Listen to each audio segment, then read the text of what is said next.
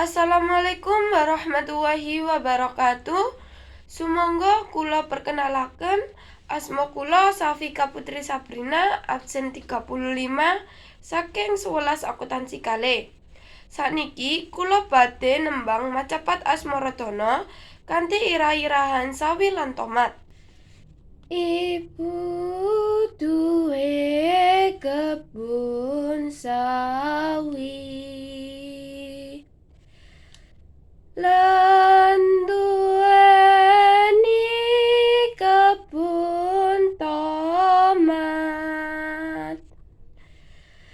Yen pingin masak dipanen,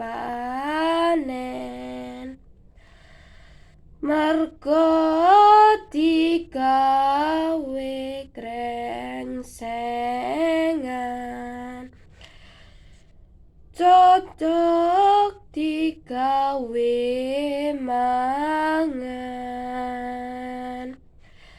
asepe sampe kemebut,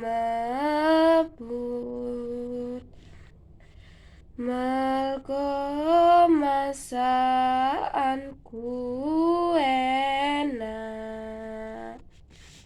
Matur nuwun sampun nonton nganti rampung. Wassalamualaikum warahmatullahi wabarakatuh.